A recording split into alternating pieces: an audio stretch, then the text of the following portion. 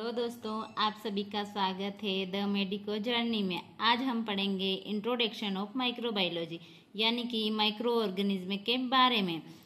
आप मेरे चैनल पर नए हो तो चैनल को प्लीज़ सब्सक्राइब कर लेवें ताकि आपको proper time to time head writing notes प्राप्त हो। तो बिना देरी किए आज हम पढ़ते हैं introduction of microbiology. Introduction of microbiology में आज हम जानेंगे माइक्रोब्स के बारे में, सूक्ष्म जीवों के बारे में। Introduction of microbiology. Microbiology science की वह ब्रांच होती है जिसमें माइक्रोब्स की स्टडी की जाती है।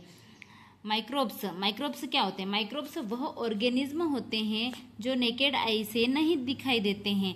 इनको सिर्फ माइक्रोस्कोप की हेल्प से देखा जा सकता है।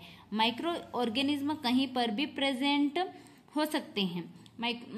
तो देखते हैं माइक्रोबायोलॉजी में। माइक्रोबायोलॉजी साइंस की वह ब्रांच होती है जिसमें माइक्रोब्स की स्टडी की जाती है। माइक्रोब्स वह ऑर्गेनिज्म होते हैं जो कि नेकेड आई से नहीं दिखाई जाते, इनकी साधारण आंखों से अपन नहीं देख सकते, इनको सिर्फ माइक्रोस्कोप की हेल्प से देखा जा सकता है। माइक्रो ऑर्गेनिज्म कहीं पर भी प्रेजेंट होते हैं। Water, plants, animal, air, food इति। माइक्रो ऑर्गेनिज्म की जो नॉर्मल साइज होती है वह लेस देन 0.1 माइक्रोन होती है। बॉडी में टू टाइप्स के माइक्रो ऑर्गेनिज्म प्रेजेंट होते हैं। एक जो पैथोजन और एक कॉमन सेंस।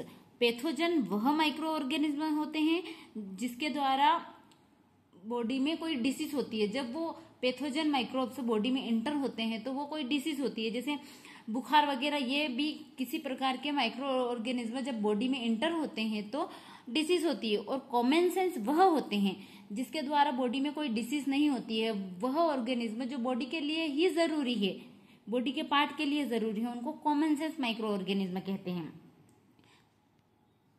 अब हम देखते हैं क्लासिफिकेशन ऑफ माइक्रोब्स। माइक्रोब्स को कितने पार्ट में डिवाइड किया गया है? माइक्रोब्स को 5 भागों में डिवाइड किया गया है। पहला है बैक्टीरिया, दूसरा वायरस, फंगी, एल्गी और प्रोटोजोआ यानी कि पैरासाइट।